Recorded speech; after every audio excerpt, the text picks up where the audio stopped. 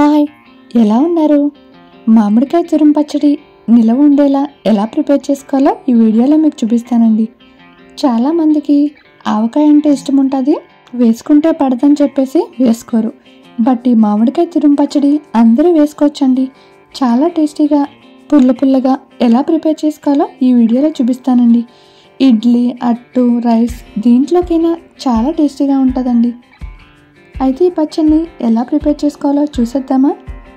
నేను 3 మామిడికాయలు తీసుకుని వాటిని నీట్గా కడిగేసుకున్నానండి. ఈ మామిడికాయ పెట్టుకుని కాయలతో ఈ పచ్చడి పెట్టుకుంటే పుల్లగా చాలా టేస్టీగా ఉంటుందండి.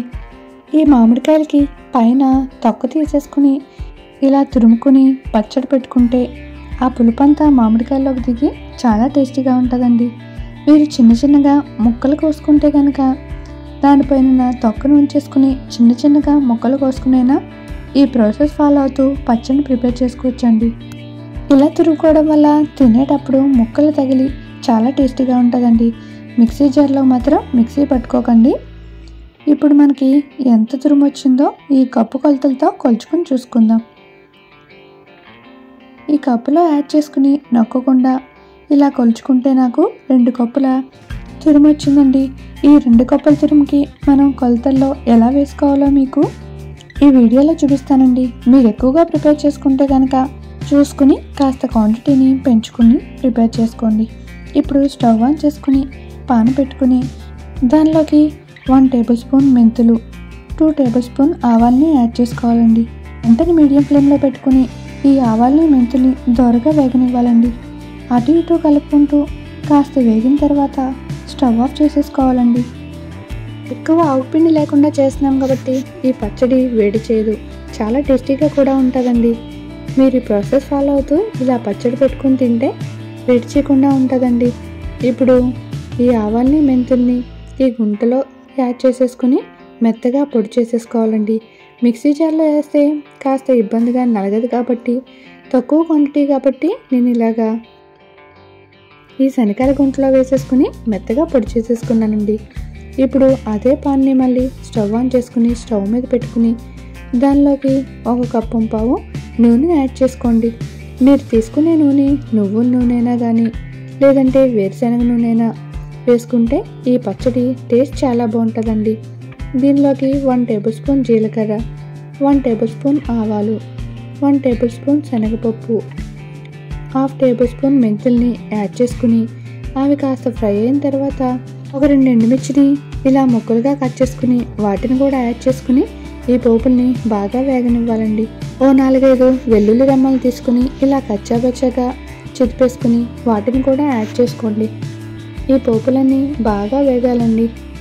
మాడిపోకుండా ఈ పోపుల్ని కలుపుకుని బాగా వేగనివ్వండి. పోపులన్నీ కాస్త వేగిన తర్వాత దీనిలోకి 1 టేబుల్ స్పూన్ ఇంగువ పొడిని యాడ్ చేసుకోండి. ఇంగువ యాడ్ చేసుకోవడం వల్ల ఈ పచ్చడి టేస్ట్ చాలా బాగుంటుందండి. ఇప్పుడు దీనిలోకి 2 కరివేపాకు రెమ్మల్ని ఇలా ఆకులుగా చేసేసుకుని వాటిని యాడ్ చేసేసుకోండి.